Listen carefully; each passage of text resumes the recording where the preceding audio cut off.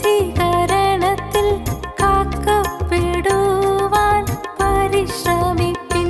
കറകളങ്കമിവ ഇല്ലാത്ത കാന്തയായി നാഥൻ കണ്ടിടുവാൻ നിങ്ങളെ കാലവും.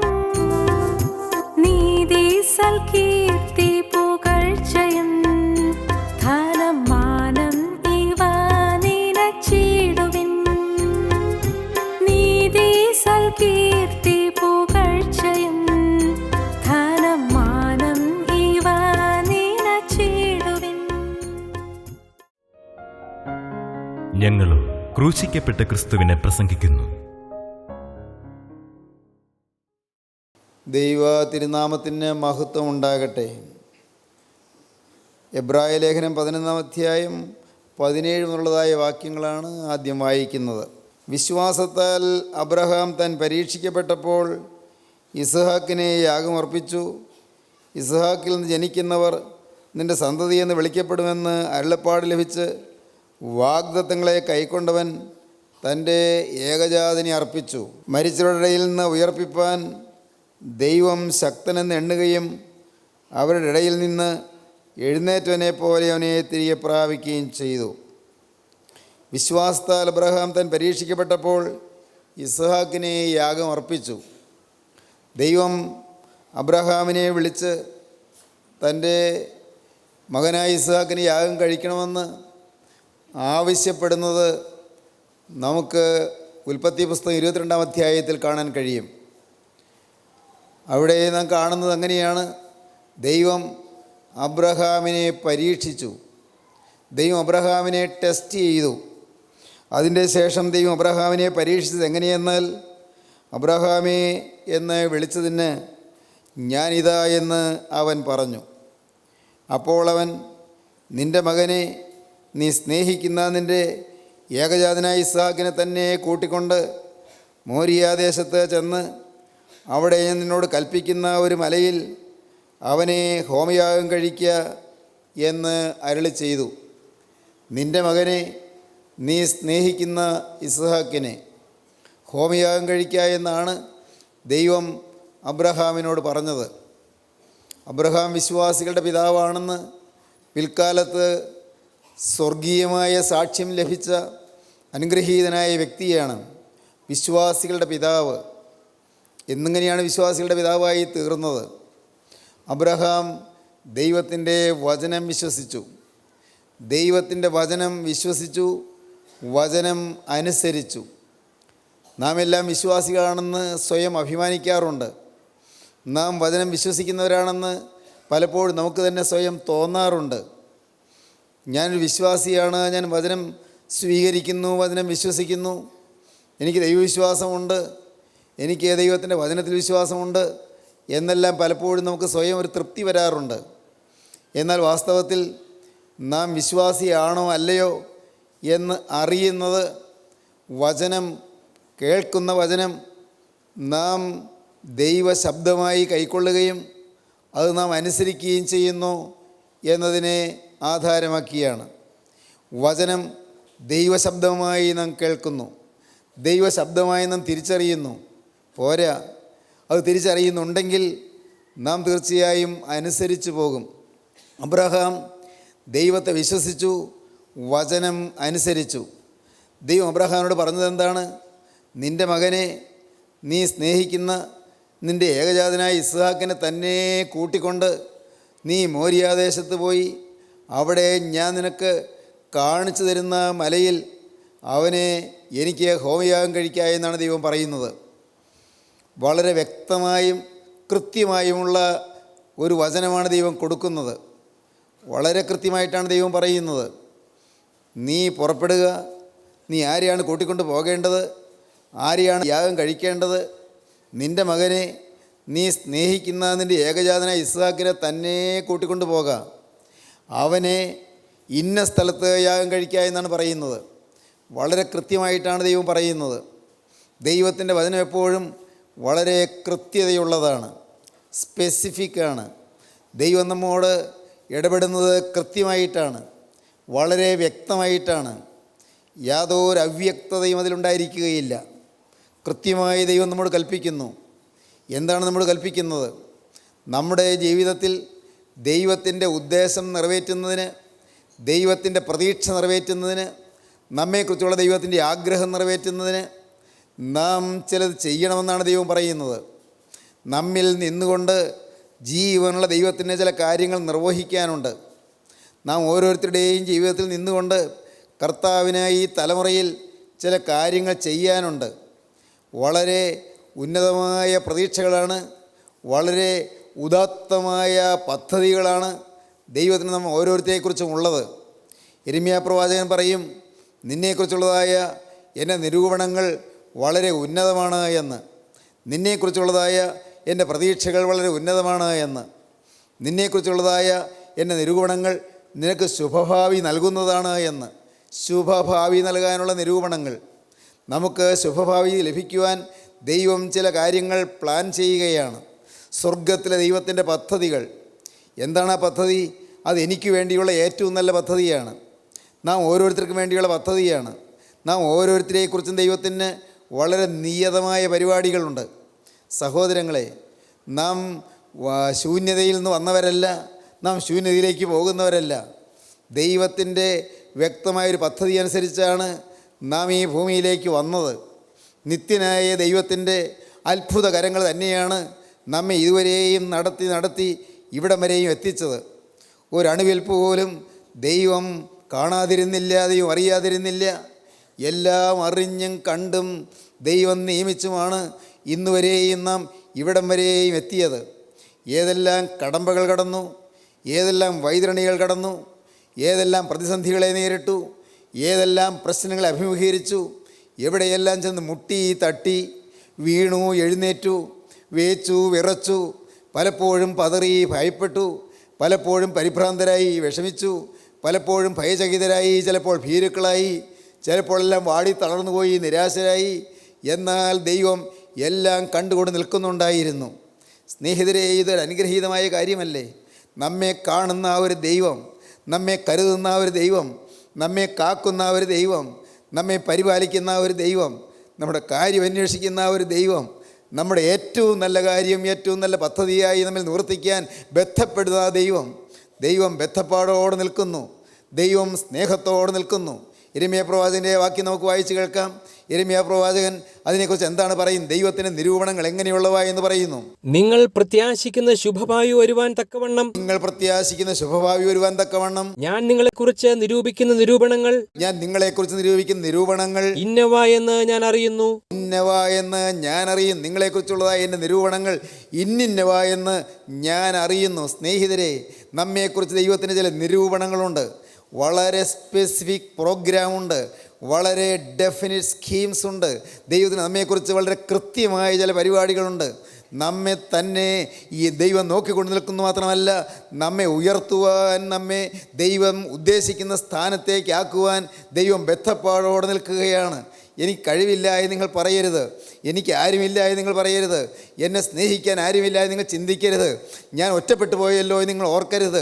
പ്രിയപ്പെട്ടവരെ, നിങ്ങളെ കാണുന്നൊരു ദൈവമുണ്ട്, നിങ്ങളെ നടത്താൻ മതിയായൊരു ദൈവമുണ്ട്, നിങ്ങളെ സ്നേഹിക്കുന്ന ഒരു ദൈവമുണ്ട്, നിങ്ങളെ കരുതുന്ന ഒരു ദൈവമുണ്ട്. എൻ്റെ ദൈവത്തിൻ്റെ വലിയ നാമം മഹത്വപ്പെടട്ടെ. പഴയ കാലങ്ങളിലേക്ക് നിങ്ങൾ തിരിഞ്ഞു നോക്കൂ, നടന്നു വന്ന വഴികളിലേക്ക് തിരിഞ്ഞു നോക്കൂ. നിങ്ങൾ ഓരോ കാൽച്ചുവടുകൾ വെച്ച് വന്ന് ഇവിടം വരെയും എത്തിയ വഴികളിലേക്ക് തിരിഞ്ഞു നോക്കുമ്പോൾ നിങ്ങൾ ദൈവത്തെ സ്തുതിച്ചു തുടങ്ങും. നിങ്ങൾ അത്ഭുതപ്പെട്ടു പോകും. കർത്താവേ, ഞാൻ എവിടെ നിന്നാണ് വന്നത്? എവിടെ നിന്നാണ് നീ എന്നെ പുറപ്പെടുവിച്ചു കൊണ്ടുവന്നത്? ഏതെല്ലാം വഴികളിലൂടെയാണ് നീ എന്നെ നടത്തിക്കൊണ്ടു വന്നത്? കർത്താവേ, നീ എന്നെ കൊണ്ടുവന്ന വിധങ്ങൾ എന്തെല്ലാമാണ്?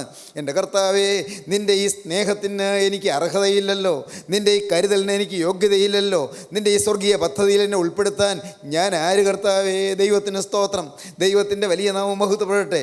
ഒരു ചത്ത നായയെപ്പോലുള്ളവനെന്ന് വേദപുസ്തകത്തിൽ ഒരു ദൈവവൈതൽ പറയുന്നുണ്ട്. ഞാനൊരു ചത്ത നായയെപ്പോലുള്ളവനാണെന്ന്, ഞാൻ അത്ര നിസ്സാരനാണ് എന്ന്, ഞാനൊരു ചെള്ളാണ് എന്ന് പറയുന്നുണ്ട്. അതെന്താണ് പറഞ്ഞതിൻ്റെ അർത്ഥം? ഞാൻ അത്ര നിസ്സാരനാണ്, ഞാൻ അത്ര വിലകെട്ടവനാണ്, പക്ഷേ നീ എന്നെ വിലയേറിയവനും മാന്യനുമായി നീ എണ്ണി എന്നാണ് ദൈവവൈതൽ പറയുന്നത്. ദൈവം നമ്മെ മാന്യരായി എണ്ണി, ദൈവം നമ്മെ വിലയുള്ളവരാക്കി തീർത്തു, ദൈവം നമുക്ക് അഡ്രസ്സ് തന്നു. നിങ്ങൾ ചിന്തിച്ചു നോക്ക്, നടത്തി വന്ന വിധങ്ങൾ, കൊണ്ടുവന്ന വഴികൾ, ഇന്നുവരെയും എത്തിച്ചേർന്നതായ ഓരോ വിധങ്ങൾ നാം തിരിഞ്ഞു നോക്കൂ. അപ്പോൾ നന്ദി കൊണ്ട് നിങ്ങളുടെ ഉള്ളം നിറയും. ദൈവത്തിന് സ്തോത്രം. അപ്പോൾ നിങ്ങൾ അറിയാതെ ദൈവത്തെ നിങ്ങൾ സ്തുതിക്കാൻ തുടങ്ങും.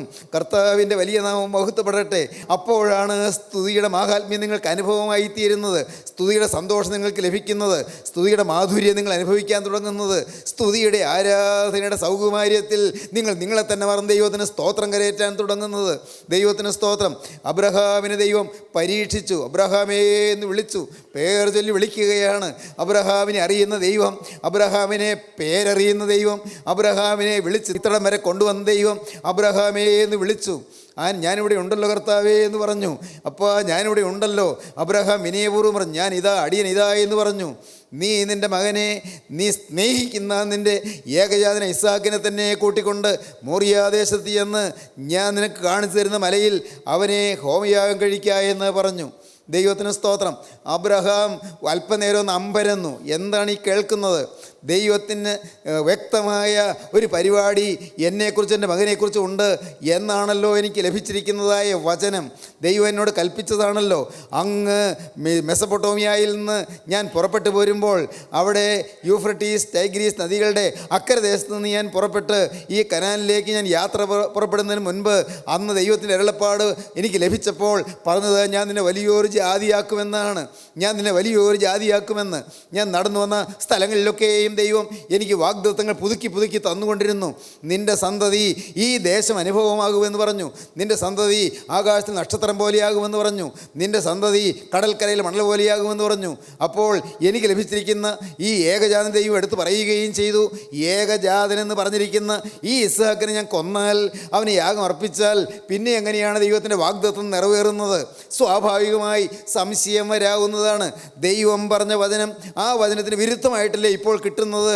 അപ്പോൾ ഇത് ദൈവികമായ വചനമാണോ എന്ന് വേണമെങ്കിൽ മാനുഷികമായി ചിന്തിച്ചു പോകാവുന്നതാണ്. പക്ഷേ അബ്രഹാമിന് സംശയമില്ല. ദൈവം കൽപ്പിച്ചു. അന്ന് ദൈവം എന്നോട് പറഞ്ഞതാണ്, നിനക്ക് ആകാശത്തിൽ നക്ഷത്രങ്ങളെ പോലെ സന്തതിയെ തരുമെന്ന്. ദൈവം എന്നോട് പറഞ്ഞതാണ്, നിൻ്റെ സന്തതി ഈ ദേശം അവകാശമാക്കുമെന്ന്. ഉൽപ്പത്തി പുസ്തകം 15-ാം അധ്യായത്തിൽ വ്യക്തമായി അതിരുതിരിച്ച് ഇന്ന സ്ഥലം മുതൽ ഇന്ന സ്ഥലം വരെയും നിൻ്റെ സന്തതി അവകാശമായി അനുഭവിക്കുമെന്ന് സ്വർഗത്തിലെ ദൈവം എന്നോട് കൽപ്പിച്ചതാണ്. അത് ദൈവം പറഞ്ഞത് തന്നെയാണ്. അതേ ദൈവം തന്നെയാണ് ഇപ്പോൾ എന്നോട് പറയുന്നത്, നിൻ്റെ മകനെ, നീ സ്നേഹിക്കുന്ന നിൻ്റെ ഏകജാതനായ ഇസ്ഹാക്കിനെ തന്നെ കൂട്ടിക്കൊണ്ട് മോറിയാദേശത്ത് ചെന്ന് ഞാൻ നിനക്ക് കാണിച്ചു തരുന്ന മലയിൽ നീ അവനെ ഹോമയാഗം കഴിക്കുക എന്ന് പറയുന്നത്. അബ്രഹാം ദൈവത്തെ വിശ്വസിച്ചു. എന്താണ് വിശ്വസിച്ചത്? അത് എബ്രായ ലേഖന കർത്താവ് പറയും. എബ്രായ ലേഖനം 11-ാം അധ്യായത്തിൽ അബ്രഹാം ദൈവത്തെ വിശ്വസിച്ചു. അബ്രഹാം വിശ്വസിച്ചത് മരിച്ചവരുടെ ഇടയിൽ നിന്ന് ഉയർപ്പിപ്പാൻ ദൈവം ശക്തൻ എന്ന് എണ്ണി. നമ്മങ്ങനെയാണ് വായിക്കുന്നത്. വിശ്വാസത്താൽ അബ്രഹാം താൻ പരീക്ഷിക്കപ്പെട്ടപ്പോൾ ഇസ്ഹാക്കിനെ യാഗമർപ്പിച്ചു. ഇസ്ഹാക്കിൽ നിന്ന് ജനിക്കുന്നവർ നിൻ്റെ സന്തതി എന്ന് വിളിക്കപ്പെടുമെന്ന് അരുളപ്പാട് ലഭിച്ച് വാഗ്ദത്തങ്ങളെ കൈക്കൊണ്ടവൻ തൻ്റെ ഏകജാതിനെ അർപ്പിച്ചു. മരിച്ചവരുടെ ഇടയിൽ നിന്ന് ഉയർപ്പിപ്പാൻ ദൈവം ശക്തനെന്ന് എണ്ണുകയും അവരുടെ ഇടയിൽ നിന്ന് എഴുന്നേറ്റനെ പോലെ അവനെ തിരികെ പ്രാപിക്കുകയും ചെയ്തു. മരിച്ചവരുടെ ഇടയിൽ നിന്ന് എഴുന്നേറ്റവനെ പോലെ തിരികെ പ്രാപിച്ചു. മരിച്ചവരുടെ ഇടയിൽ നിന്ന് ഉയർത്തെഴുന്നേൽപ്പിക്കാൻ ദൈവം ശക്തനെന്ന് അബ്രഹാം വിശ്വസിച്ചു. ആശയ്ക്ക് വിരോധമായി ആശയോടെ വിശ്വസിച്ചു. വിശ്വാസം അതാണ്. ആശയ്ക്ക് വിരോധമായി ആശയോടെ വിശ്വസിച്ചു. വിശ്വാസം എന്നതോ ആശിക്കുന്നതിൻ്റെ ഉറപ്പും കാണാത്ത കാര്യങ്ങളുടെ നിശ്ചയവുമാകുന്നു. വചനത്തിൽ ആഴമേറിയ വിശ്വാസം, വചനത്തിൽ വ്യക്തമായ വിശ്വാസം, വചനത്തിൽ ശക്തമായ വിശ്വാസം, വചനത്തിൽ ദൃഢമായ വിശ്വാസം. എന്നോട് കൽപ്പിച്ച ദൈവം ഇപ്പോൾ എന്നോട് ഇങ്ങനെ പറയുമ്പോൾ ഞാൻ സംശയിക്കുന്നില്ല എന്ന് അബ്രഹാം സ്വയം ഉറയ്ക്കുകയാണ്. അബ്രഹാം മകനെ കൂട്ടിക്കൊണ്ട് പുറപ്പെടുന്നതായിട്ട് വളരെ പെട്ടെന്ന് ആ വിഷയത്തിലേക്ക് ഉൽപ്പത്തി പുസ്തകത്തിൻ്റെ ആ വിവരണം നീങ്ങുകയാണ്. നാം വായിക്കുന്നത് എങ്ങനെയാണ്? അബ്രഹാം അധികാലത്ത് എഴുന്നേറ്റ് കഴുതയ്ക്ക് കോപ്പിട്ട് കെട്ടി ബാല്യക്കാരിൽ 2 പേരെയും തൻ്റെ മകൻ ഇസ്ഹാക്കിനെയും കൂട്ടി ഹോമയാഗത്തിന് വിറകീറി എടുത്തും കൊണ്ട് പുറപ്പെട്ടു. ദൈവത്തിന് സ്തോത്രം. എന്താണ് പറയുന്നത്? അബ്രഹാം അധികാലത്ത് എഴുന്നേറ്റു. അതിനിടയ്ക്ക് എന്തെല്ലാം സംഭവങ്ങൾ നടന്നു കാണും. ആ രാത്രി അബ്രഹാം ഉറങ്ങിക്കാണുമോ? നമുക്ക് അറിഞ്ഞുകൂടാ. തിരുവചനത്തിൽ ആ കാര്യങ്ങളൊന്നും രേഖപ്പെടുത്തിയിട്ടില്ല. എത്രയോ കാര്യങ്ങൾ അതിൻ്റെ പിന്നിൽ നടന്നത് നമുക്ക് ചിന്തിക്കാവുന്നതേ ഉള്ളൂ. അബ്രഹാം എത്രയോ നേരം ആലോചിച്ച് കാണും, എത്രയോ നേരം പ്രാർത്ഥിച്ച് കാണും. അബ്രഹാം പിന്നെ ഉറങ്ങിക്കാണുകയില്ല, പ്രാർത്ഥനാനിരതനായി ഇരുന്ന് കാണും. ഭാര്യയോട് അതിനെക്കുറിച്ച് വ്യക്തമായൊരു സൂചന കൊടുത്തു കാണുകയില്ല. പക്ഷേ ഞാനവിടെ യാഗം കഴിക്കാൻ പോവുകയാണെന്ന് മാത്രമായിരിക്കും ഭാര്യയോട് പറഞ്ഞുള്ളൂ. സാറ മോനെ ഉമ്മ വച്ച് മോനെ യാത്ര അയക്കുന്നു. അബ്രഹാം ഈ മോനെ കൂട്ടിക്കൊണ്ട് പോകുന്നു. അബ്രഹാം രാവിലെ എഴുന്നേറ്റു, ബദ്ധപ്പാടോടെ എഴുന്നേറ്റു, കൃത്യമായി എഴുന്നേറ്റു. ദൈവത്തിൻ്റെ വചനമനുസരിക്കാനുള്ള ബദ്ധപ്പാട് നാം കാണുകയാണ്, അതിനുള്ള തിടുക്കം നാം കാണുകയാണ്, വചനമനുസരിക്കാനുള്ളതായ തിടുക്കം. പ്രിയപ്പെട്ടവരെ, നമ്മുടെ ജീവിതത്തിൽ ദൈവം നമുക്ക് സ്പെസിഫിക് ആയിട്ടുള്ള മെസ്സേജ് തരുമ്പോൾ അതനുസരിക്കാൻ നാം തിടുക്കപ്പെടേണ്ടതാണ്. ദൈവത്തിൻ്റെ വചനം കൃത്യമായി നമ്മൾ കൽപ്പിക്കുമ്പോൾ വചനം അനുസരിക്കാൻ നാം തിടുക്കം കൂട്ടേണ്ടതാണ്. ഒരു നിമിഷം നാം വൈകരുത്, അല്പം പോലും സമയം തെറ്റരുത്. ദൈവത്തിൻ്റേതായ സമയം നമുക്ക് കിട്ടിക്കഴിഞ്ഞാൽ, ദൈവത്തിൻ്റെ വചനപ്രകാരമുള്ള സമയം കിട്ടിക്കഴിഞ്ഞാൽ പിന്നെ ഒരു സെക്കൻഡ് പോലും വൈകാൻ പാടില്ല. അതിവേഗം നീങ്ങിക്കൊള്ളണം. അധികാലത്ത് എഴുന്നേറ്റു. ദൈവത്തിന് സ്തോത്രം. സഹോദരങ്ങളെ, നമ്മുടെ ജീവിതത്തിൽ നമുക്കെല്ലാം പലപ്പോഴും ദൈവം കൃപയാൽ വചനം തന്നിട്ടുണ്ട്. ഓരോ തരത്തിൽ, ഓരോ വിധത്തിൽ, ഓരോ കാര്യങ്ങളിൽ ദൈവം നമുക്ക് വചനം തന്നിട്ടുണ്ട്. കർത്താവിൻ്റെ വചനം നമുക്ക് ലഭിച്ചിട്ടുണ്ട് എന്നുള്ളതിന് അനേകം അനുഭവങ്ങൾ നിങ്ങൾക്ക് ഓരോരുത്തർക്കും ഉണ്ട്. എൻ്റെ കർത്താവിൻ്റെ വലിയ നാമം മഹത്വപ്പെടട്ടെ. ബലഹീനായി എനിക്ക് അനുഭവങ്ങളുണ്ട്, നിങ്ങൾക്കും അനുഭവങ്ങളുണ്ട് എന്നെനിക്കറിയാം. സഹോദരങ്ങളെ, നിങ്ങളുടെ ജീവിതത്തിൽ ദൈവത്തിൻ്റെ വചനം സ്പെസിഫിക് മെസ്സേജ് കിട്ടിക്കഴിഞ്ഞാൽ, കൃത്യമായ വചനം കിട്ടിക്കഴിഞ്ഞാൽ, വളരെ നിശ്ചിതമായ വചനം കിട്ടിക്കഴിഞ്ഞാൽ പിന്നെ അമാന്തിക്കരുത്, പിന്നെ താമസിക്കരുത്, പിന്നെ വൈകരുത്. അബ്രഹാം അധികാലത്ത് എഴുന്നേറ്റു. എന്തു ചെയ്തു? ഒരുക്കങ്ങൾ നടത്തുകയാണ്. അധികാലത്ത് എഴുന്നേറ്റു, കഴുതയ്ക്ക് കോപ്പിട്ട് കെട്ടി, ബാല്യക്കാരിൽ 2 പേരെ കൂട്ടി. ബാല്യക്കാരിൽ 2 പേര്. വളരെ കൃത്യമായിട്ടാണ് ഈ പറയുന്നതെല്ലാം. അബ്രഹാം അതെല്ലാം വളരെ കൃത്യമായിട്ടാണ് ചെയ്യുന്നത്. ഏതാനും വേലക്കാരെ വിളിച്ചു എന്നല്ല, 2 വേലക്കാരെ വിളിച്ചു, 2 ബാല്യക്കാരെ കൂട്ടി. കഴുതയ്ക്ക് കോപ്പിട്ട് കെട്ടി. കുറേ ദിവസം യാത്ര ചെയ്ത് പോകേണ്ടതല്ലേ, 3 ദിവസത്തെ യാത്രയുണ്ട്. ഈ യാത്ര ചെയ്ത് പോകാനുള്ളത് കൊണ്ട് ആഹാര കാര്യങ്ങളെല്ലാം നോക്കണം. പോകുന്ന വഴി മരുഭൂമിയിൽ കൂടെയുള്ള യാത്രയാണ്. തീർച്ചയായിട്ടും വെള്ളം കരുതേണ്ടതുണ്ട്, പല കാര്യങ്ങൾ. അതെല്ലാം കരുതി. പിന്നെ നാം വായിക്കുന്ന എന്താണ്? കഴുതയ്ക്ക് കോപ്പിട്ട് കെട്ടി ബാല്യക്കാരിൽ 2 പേരെയും തൻ്റെ മകൻ ഇസ്ഹാക്കിനെയും കൂട്ടി ഹോമയാഗത്തിന് വിറക് കീറി എടുത്തും കൊണ്ട് പുറപ്പെട്ടു. എല്ലാം കൃത്യമായിട്ടാണ് പറയുന്നത്. വിറക് കീറി എടുത്തും കൊണ്ട്. അവിടെ ചെന്നതൊന്നും ചെയ്യാൻ നേരമില്ല, അവിടെ ചെന്ന് ഈ വിറക് കീറാൻ നേരമില്ല, അവിടെ ചെന്ന് വിറക് സംഭരിക്കാൻ ഒക്കുകയില്ല, അതിനുള്ള സമയമെടുക്കാൻ പറ്റുകയില്ല. എല്ലാം കൃത്യമായി ചെയ്ത് മുന്നോട്ട് നീങ്ങുകയാണ്. ദൈവത്തിന് സ്തോത്രം. ദൈവജനത്തിന് എല്ലാറ്റിൻ്റെ കൃത്യത വേണം. ഞാൻ പറയട്ടെ, ഞാൻ അത് ആ രീതിയിൽ നിങ്ങളുടെ മുന്നിൽ പറയുമ്പോൾ നിങ്ങൾക്ക് നിങ്ങളുടെ ജീവിതത്തിൽ പ്രയോജനപ്പെടുമെന്ന് എനിക്ക് തോന്നുന്നു. എല്ലാറ്റിനും വേണം കൃത്യത. നിങ്ങൾ രാവിലെ എഴുന്നേൽക്കുന്നതിന് കൃത്യത വേണം, നിങ്ങൾ ജോലിക്ക് പോകുന്നതിന് കൃത്യത വേണം, നിങ്ങളുടെ ജോലിയിലൊരു കൃത്യത വേണം, നിങ്ങളുടെ ജീവിതത്തിൻ്റെ വിവിധ കാര്യങ്ങളിലെല്ലാം ഒരു ആക്യുറസി നിങ്ങൾക്ക് വേണം, ഒരു കൃത്യത നിങ്ങൾക്ക് വേണം. എല്ലാറ്റിലും ആക്യുറേറ്റ് ആയിരിക്കണം, എല്ലാ കാര്യങ്ങളിലും കൃത്യതയായിരിക്കണം. നിങ്ങൾ പഠിക്കുന്ന കുട്ടികൾ അവരുടെ പഠിത്തത്തിന് ഒരു പ്രത്യേക നിശ്ചിത സമയം വെച്ചിരിക്കണം, കൃത്യം ടൈം ടേബിൾ വെച്ചുകൊണ്ട് തന്നെ പഠിക്കണം. ശരിക്കും ഓരോന്ന് ഇന്ന സമയം കൊണ്ട് പഠിച്ച് തീർക്കണമെന്നുള്ളതായി തീരുമാനം ഉണ്ടായിരിക്കണം. കാര്യങ്ങൾക്കെല്ലാം ഒരു കൃത്യത വേണം. ഒരിക്കലും ഈ കുഴഞ്ഞ് നിങ്ങളുടെ ജീവിതം പോകാൻ പാടില്ല. അയവുണ്ടാകരുത്. വളരെ ആക്യുറേറ്റായിട്ട് വേണം ഓരോ കാര്യങ്ങൾ. പൈസയുടെ കാര്യങ്ങളിലാണെങ്കിൽ ആക്യുറസി കീപ്പ് ചെയ്യണം. എന്ന് പറഞ്ഞാൽ എന്താണ്? പൈസയുടെ കാര്യത്തിൽ കൃത്യത നിങ്ങൾ പാലിക്കണം. എല്ലാ കാര്യങ്ങൾക്കും നിങ്ങൾ ഒരാളോട് 10 രൂപ വാങ്ങുന്നെങ്കിൽ അത് കൃത്യത ഉണ്ടായിരിക്കണം, അത് തിരിച്ചു കൊടുക്കുന്നതിന് കൃത്യത വേണം, അത് വളരെ കൃത്യമായി അത് നിർവഹിക്കണം. എല്ലാറ്റിനും വേണം ഒരു ഡെഫിനിറ്റ് ആറ്റിറ്റ്യൂഡ്, ഒരു നിയതമായ കൃത്യത എല്ലാറ്റിനും നിങ്ങൾക്ക് ഉണ്ടായിരിക്കണം. എല്ലാ കാര്യങ്ങൾക്കും നിങ്ങളുടെ പേന വയ്ക്കുന്നത് എവിടെ, അത് അവിടെ ആ പേന അവിടെ തന്നെ വെച്ചിരിക്കണം. നിങ്ങളുടെ പുസ്തകങ്ങൾ എവിടെ, അതവിടെ ഉണ്ടായിരിക്കണം. എല്ലാം അവിടെ ചിന്നിത്തൂകി പോയി കിടക്കരുത്. ഫൗണ്ടൻ പെൻ, നിങ്ങളുടെ പേന വേണമെങ്കിൽ നിങ്ങളുടെ ബെഡ്റൂമിൽ കിടക്കയിൽ കിടക്കുക, അല്ലെങ്കിൽ നിങ്ങളുടെ നോട്ട് പുസ്തകങ്ങൾ അത് ഊണുമേശപ്പുറത്തിരിക്കുക, അങ്ങനെയൊന്നും പാടില്ല. എല്ലാറ്റിനും ഒരു കൃത്യത. ദൈവമക്കൾക്ക് എല്ലാ കാര്യങ്ങൾക്കും ഒരു ആക്യുറസി ഉണ്ടായിരിക്കണം എന്ന് ഞാൻ പറയട്ടെ. നിങ്ങൾക്കത് മനസ്സിലാകുമെന്ന് എനിക്ക് തോന്നുന്നു. സകല കാര്യങ്ങളിലും ഒരു കൃത്യത പാലിക്കാൻ നിങ്ങൾക്ക് സാധിക്കുക. അലസത പാടില്ല. പ്രിയപ്പെട്ടവരെ, ദൈവത്തിൻ്റെ മക്കൾ അലസരായിരിക്കരുത്. അവരുടെ ജീവിതത്തിൽ എല്ലാ കാര്യങ്ങൾക്കും എപ്പോഴും ഒരു നിയതമായ വ്യക്തമായ തീരുമാനശക്തി നിഴലിട്ട് അവരുടെ ജീവിതത്തെ നിയന്ത്രിക്കേണ്ടതാണ് എന്നുള്ളത് നിങ്ങൾക്ക് അനുഭവമാക്കണമെന്ന് ഞാൻ ആഗ്രഹിക്കുന്നു. ഇവിടെ അബ്രഹാം എല്ലാം തയ്യാറാക്കി പുറപ്പെടുകയാണ്. ഹോമയാഗത്തിന് വിറക് കീറി എടുത്തും കൊണ്ട് പുറപ്പെട്ടു. ദൈവം തന്നോട് കൽപ്പിച്ച സ്ഥലത്തേക്ക് പോയി. ഞാൻ എൻ്റെ വേദപുസ്തകത്തിൽ ദൈവം തന്നോട് കൽപ്പിച്ച സ്ഥലത്തേക്ക് എന്നുള്ളതിലാണ് ഞാൻ അണ്ടർലൈൻ ചെയ്തു. അതെന്തുകൊണ്ടാണെന്നറിയാമോ? അതെൻ്റെ ഹൃദയത്തെ തൊട്ടു. ദൈവം തന്നോട് കൽപ്പിച്ച സ്ഥലത്തേക്ക് പോയി. ദൈവത്തിൻ്റെ വചനത്തിൻ്റെ വള്ളിയും പുള്ളിയും മാറാൻ പറ്റുകയില്ല. ഹോമയാഗം കഴിക്കാനല്ലേ പറഞ്ഞത്? ഹോമയാഗം കഴിച്ചാൽ മതിയല്ലോ, അത് കുറച്ചങ്ങോട്ട് മാറി എവിടെയെങ്കിലും കഴിച്ചാലും മതിയല്ലോ.